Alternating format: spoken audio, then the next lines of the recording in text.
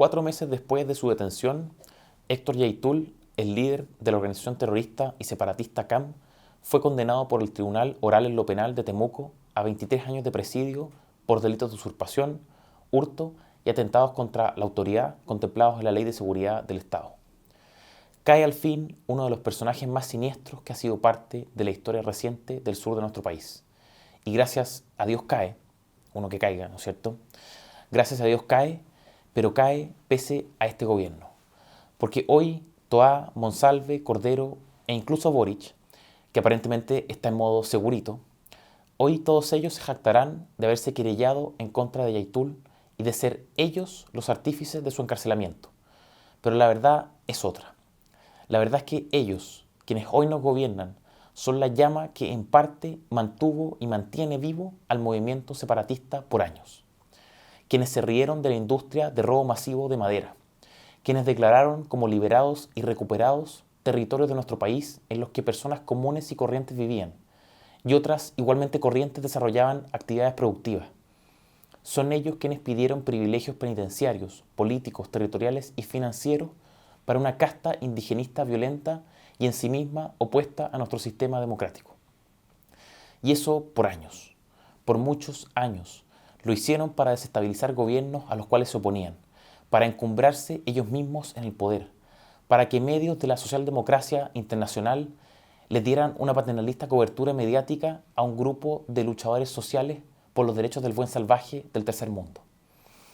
Eso lo hicieron por años, pero no cesaron al llegar al gobierno, porque de nuevo fueron ellos quienes ofrecieron diálogo a la coordinadora Arauco Malleco, la organización que lidera Yaitul y que a esa fecha se había adjudicado más de 150 atentados terroristas. Diálogos y diálogos con todos los actores y esperamos, incluso con la CAM, con todos los actores sin duda. Y ojo, que esa declaración de Isquia Siches era la respuesta de quien iba a ser la flamante ministra del Interior de Gabriel Boric a esta carta que había enviado la CAM 2 días atrás y que mostraremos ahora. Ojo que esta carta es una distinta a la entrevista de Yaitul a la cual FNM tuvo acceso y que mostramos en la columna anterior. Vamos ahora con la nueva carta. La CAM frente al escenario actual de la lucha mapuche revolucionaria, se titulaba la carta. Y en esta carta se hacía un llamado a legitimar la vía violenta al poder. Textualmente decían, cito, hacemos un llamado a nuestro pueblo mapuche rebelde a seguir resistiendo y a reivindicar la violencia política como un instrumento legítimo de nuestra lucha. Firma la CAM. Mientras la CAM ofrecía balazos y ataques incendiarios, Isquia Jazmín Siches Pastén ofrecía mesas de diálogo. Por eso es que cae Yaitul, pero cae pese a este gobierno y siendo además su caída, obvio, totalmente insuficiente, porque todavía operan ahí, en la macrozona sur, más de 5 organizaciones criminales con fines político-territoriales. Veamos. Está la coordinadora Arauco Malleco, esa que se ve en rojo en el mapa. Está operando actualmente en el Biobío, la Araucanía, los ríos y los lagos, y extendiéndose además con ataques en Ñuble y O'Higgins, que es justo de sur a norte la región anterior a la metropolitana. Nos encontramos también a la UAM, en azul, la Huaychán Aucamapu, con las mismas regiones de influencia territorial que la CAM y con la misma extensión reciente hacia el centro del país. A la resistencia mapuche Malleco en Café, con un área de influencia radicada en Biobío y la Araucanía. También a la resistencia mapuche Lafkenche, principal sospechosa de haber asesinado a los 3 carabineros de Cañete y que opera exclusivamente en la provincia de Arauco, en la región del Biobío, con rutas preferidas como la P60 y la P72, del trágico y reciente atentado terrorista. Por último, marcan presencia también en la macrozona, en esas manchas blancas y verdes, la Liberación Nacional Mapuche, en la Araucanía y los Ríos, y la Hueñotahuín Taín Malón, en Biobío. Cayó Héctor Yaitul, pero tarde, porque ya el despliegue detonado de las organizaciones separatistas se extiende entre 6 regiones, cubriendo más de 660.000 hectáreas de territorio y más de 3.000 kilómetros de rutas, afectando a más de 2 millones de personas. Y esto tiene una explicación. Esta expansión descontrolada del crimen organizado de carácter terrorista y político territorial no es casual. Fue alimentada por una mezcla entre desconexión frívola, desidiosa, y una complicidad ideológica innegable de quienes hoy nos gobiernan, porque la invitación al diálogo de Isquia Siches a la CAM no fue lo único de lo que las figuras de la izquierda radical fueron protagonistas, porque meses después de la invitación de Siches, Yaitul, refiriéndose a los nuevos ataques y atentados que su organización perpetraría, llamaba al sabotaje y la resistencia armada. Y la respuesta del gobierno, de la mano de Giorgio Jackson, era esta. Esto no es un gobierno que vaya a perseguir las ideas. Y eso es algo que es una línea que baja desde el presidente en adelante. Los 150 atentados eran ideas. Los llamados a las acciones de sabotaje y de resistencia armada también lo eran. Y ojo, esta era una línea del presidente Boric, como dice Jackson. Era una definición propia de Boric, suya. No eran inventos de Isquia ni patinadas de Giorgio. Era la definición del presidente Gabriel Boric. Y no hay que irse tan atrás para entender que lo de Boric y Jackson era demencial. Porque un mes antes de eso, de la prestada de ropa a Yaitul, el fundador de la CAM, José Huenchunao, llamaba a esto. Entonces nosotros, por ejemplo, igual queremos hoy día, seguramente en algún momento vamos a tener que apoderarnos de los colegios, por ejemplo, de los territorios mapuche. De esto va la agenda de las organizaciones terroristas del sur, del control territorial y el desmembramiento de la unidad nacional. Todos lo sabíamos. Jackson sabía de estas cosas, Boric también, porque Yaitul lo declaraba siempre que podía. Nosotros estamos aquí en este momento desarrollando una parte importante de nuestra lucha, que es reforzar todo este proceso de control territorial que está haciendo esta comunidad. Desconexión, frivolidad progresista, delirios y sueños indigenistas ajenos que vaya a saber uno qué generan en quienes nos gobiernan y que alcanzaba a todos, a las que serían autoridades de gobierno como Camila Vallejo, que en plena campaña presidencial tomaba partido por la familia Yaitul, difundiendo con toda seguridad lo que además era una noticia falsa. La hoy vocera y seguro candidata presidencial en 2025 imputaba a los agentes del Estado el supuesto asesinato del hijo de Yaitul en lo que ellos llamaban Hualmapu. Hablaba de derramamiento de sangre mapuche, empatizando con las organizaciones terroristas y nunca con las verdaderas víctimas, y sabiendo o debiendo saber lo que representaba la familia Yaitul y sobre todo Héctor Yartul en la macro zona sur, que ya años atrás hablaba de apoderarse de territorio chileno para constituirse en un estado propio. Porque Yaitul ya lo había dicho y repetido en 2019, lo cito textualmente: lo que nosotros planteamos es la construcción o liberación nacional. Si eso significa que en algún momento planteemos la independencia de la nación mapuche, lo vamos a hacer. Nosotros no estamos planteando ser parte del Estado chileno. Y para ello Yaitul y su organización estaban dispuestos a todo. De hecho, decía que el pueblo mapuche tiene el legítimo derecho a contar con su fuerza militar. Y esa desconexión con lo que realmente pasaba y pasa en la macrozona sur y la complicidad con Yaitul alcanzaba también a conocidas periodistas como Mónica González, que de nuevo, teniendo los antecedentes que les he mostrado a la vista, corría hacia uno de los refugios de la CAM a blanquear su lucha y legitimar por televisión abierta a uno de sus más siniestros líderes.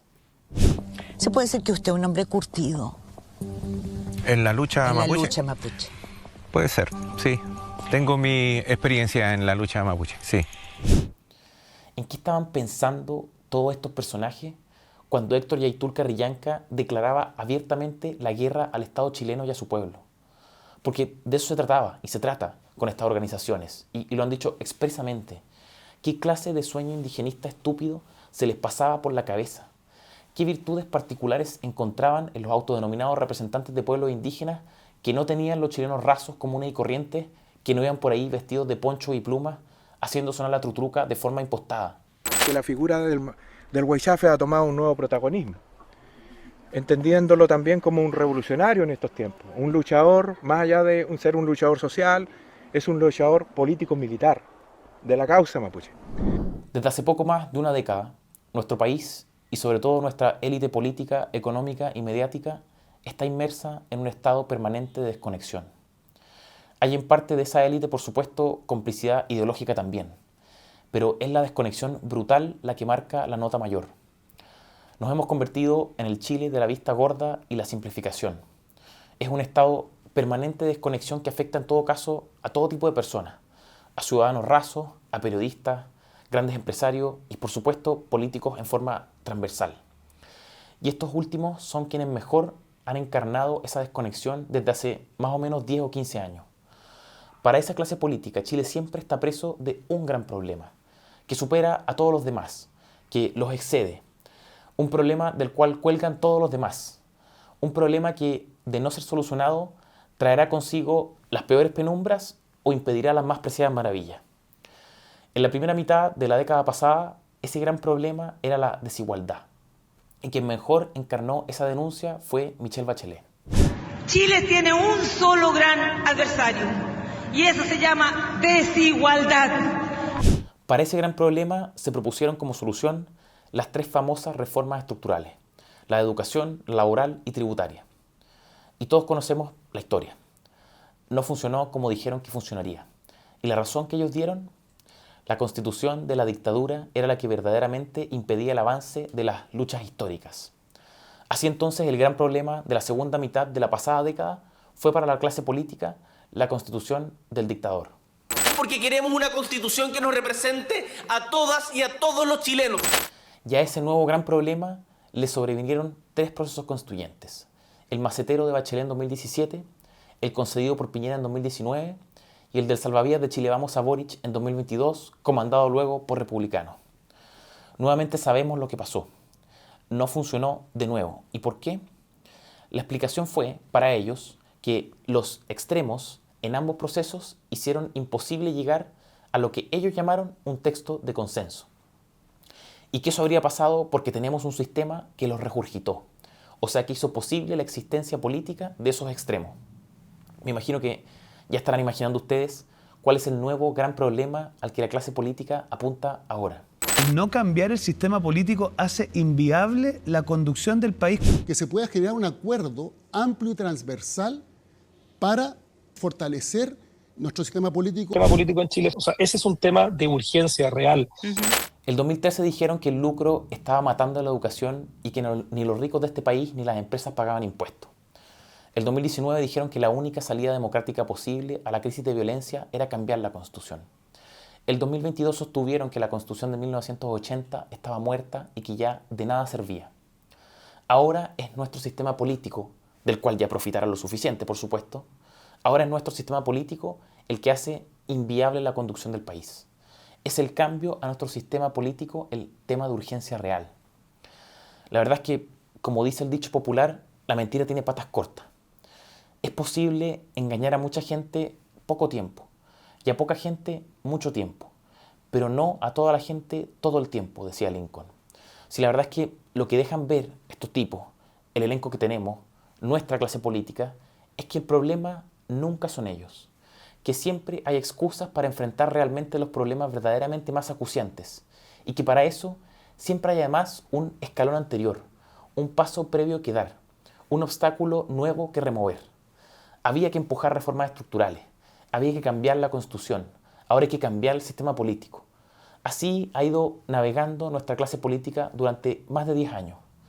Lo peor de todo, lo más dramático, es que las que ellos apuntan como reformas prioritarias a empujar, luego de que superen su obstáculo de sistema político, le hace pensiones, tributarias y una que otra similar, esas reformas ni siquiera son hoy las urgencias más urgentes, por decirlo de algún modo. No son las peores urgencias. Son temas importantes, por supuesto. Nadie podría negarle la relevancia a esos temas sin duda, pero no son hoy, lamentablemente, la primera de las prioridades, porque sin seguridad no hay reforma de pensiones ni pacto fiscal que valga. Porque en Chile la tasa de homicidios cada 100.000 habitantes está en 6.3, pero nuestra capital es de 6.7, y en Los Espejos y San Ramón es casi 3 veces eso. En Cerrillos, La Granja y La Pintana es el doble, y en Santiago de Hasler y en la Recoleta de Jadwe casi el doble también. Solo en la región metropolitana hay 175 barrios controlados por las bandas de crimen organizado y narcotráfico, y en la macrozona sur 700.000 hectáreas afectadas por atentados terroristas en 5 años. Y pese a esto, el mensaje que entrega la clase política es el de la reforma al sistema político. Es un mar de desconexión por todos lados. Es un estado de desconexión generalizado, como lo fue en los 2 microciclos anteriores de reformas estructurales y el cambio constitucional, lo es ahora con el fetiche del sistema político. Y son varios tipos de desconexión en toda clase de materias y que vienen de muchas personas. La más grave, por supuesto, se da respecto de seguridad. ¿Sabes por qué quieren eso? Pero déjame Porque les terminar. mienten. Ustedes le mienten a las mira, personas. ¿sabes? Ten respeto por la gente que vive en la Villa Solís de Maipú, en la Villa Barinacota, en los que ya hay en la Florida, en la Bonilla Antofagasta, que no pueden salir a las 6 de la tarde. Date una vuelta. Les explicas Date que cada una vez vuelta. que detienen a un homicida hasta en la Date cárcel. una vuelta por esos barrios. Te falta más calle que una pantufla. Aquí el representante de la escuadrilla política de Vlado Mirosevic se animaba a defender esta idea absurda de que lo que los chilenos tienen hoy es la sensación de inseguridad, pero que real y objetivamente la situación no es como ellos piensan que es. Lamentablemente, esa realidad le dio la razón a Poduje, porque de hecho, en una de las villas que él mencionó, una balacera mató a una menor de edad solo un día después de la discusión. Este lunes, otro enfrentamiento a disparos cobró la vida de Isidora Fernández, de solo 13 años de edad. Es horrible, ¿qué quiere? ¿Qué les diga? En ese mismo programa, el asesor comunista del Ministerio del Interior, vaya a saber uno qué hace ahí, el asesor comunista sostuvo que los carabineros habían cometido actos terroristas en octubre de 2019. Pongo el caso de Fabiola Campillay, amigas y amigos que están en este programa, de Gatica. Esas son personas que fueron víctimas atroces de acciones de terrorismo, lamentablemente aplicadas por la policía. Obviamente esto es desconexión, pero por supuesto también complicidad ideológica con la violencia, porque los daños que él menciona no fueron ni intencionales ni mucho menos terroristas. Lo que sí fue terrorismo fueron los ataques al metro que dejaron a más de 2 millones de personas afectadas, los saqueos y disturbios en más de 40 ciudades del país, los 500 monumentos vandalizados y los más de 100 ataques incendiarios a edificios y recintos públicos y privados. Y la desconexión y frivolidad, como ya adelantábamos, no son patrimonio de un sector político. Es propia de la clase política en masa, de este elenco, de este ciclo, porque de hecho fue el Centro Cultural Lomata, Corporación Cultural de Vitacura mediante, recordémoslo, Vitacura, comuna dirigida por una alcaldesa de la supuesta centro-derecha, fue entonces el Centro Cultural Lomata el que esta semana tenía en vitrina, como una de sus principales exposiciones, una oda inaceptable al peor de los octubrismos. Arte le llaman a esto, a basura octubrista apilada y alineada en un lindo salón bien iluminado, acompañada de un colchón grafiteado con una frase icónica de esos tiempos, y algo que no sé si se le puede llamar cuadro, referente al símbolo del ojo que tantos mitos alimentó en la crisis de octubre de 2019.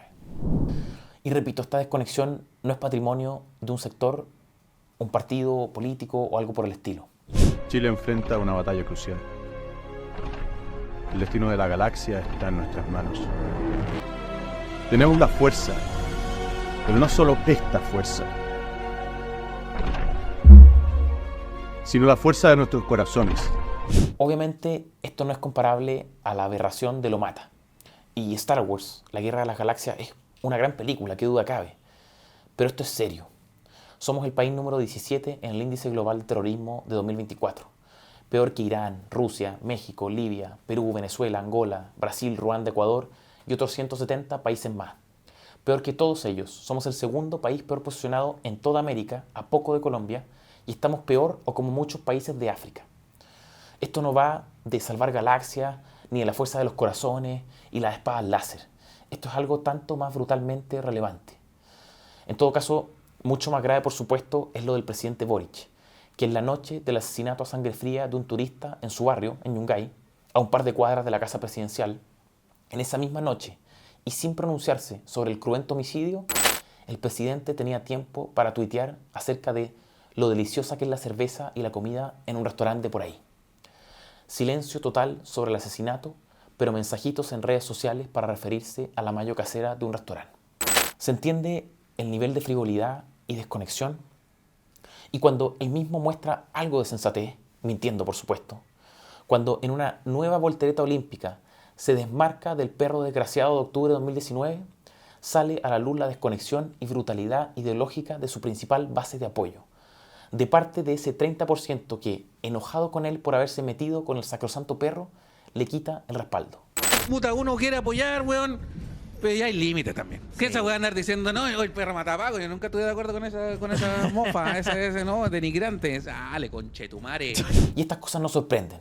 Sí, su principal socio de gobierno anda haciendo noticia por sus nuevos acuerdos de colaboración con, escuche bien, Acuerdo de colaboración con el Partido Comunista de Cuba. Acuerdo de intercambio y cooperación entre el Partido Comunista de Chile y el Partido Comunista de Cuba. Que esta es una misión política revolucionaria que pone muy en el centro el internacionalismo y la solidaridad y amistad entre los pueblos. Ese es el foco del Partido Comunista. Es la agenda de un partido inmerso en el contexto de la Guerra Fría. Es demencial, un acuerdo de colaboración con una tiranía que se ha perpetuado por décadas, que ha oprimido a su pueblo a más no poder, llevándolo a la miseria total. Un pescado, ahí lo ven, y 2 botellas grandes de refresco fue el premio que el régimen cubano le dio a Julio César Lacruz, el campeón olímpico de los pesos completos de boxeo, en Tokio. Pero de nuevo, sí, están en otra. Él, Boric, su base de apoyo, su principal socio y también, por supuesto, muchos de sus diputados que andan en esto actualmente. Las personas deben tener el derecho de contar con un día para vivir el duelo y despedir a sus mascotas. Uno podrá querer mucho a los animales. Los perros son fantásticos, el mejor amigo del hombre sin duda, como se dice. Pero en serio, en algún momento tienen que empezar a decirle a la gente la verdad. Porque este país no aguanta más feriados o descansos laborales por más nobles que sean las razones que los motivan. Este país tiene que ponerse a trabajar, ya, a producir en serio. No aguantamos más frívolos, desconectados, sobreideologizados y tontos útiles.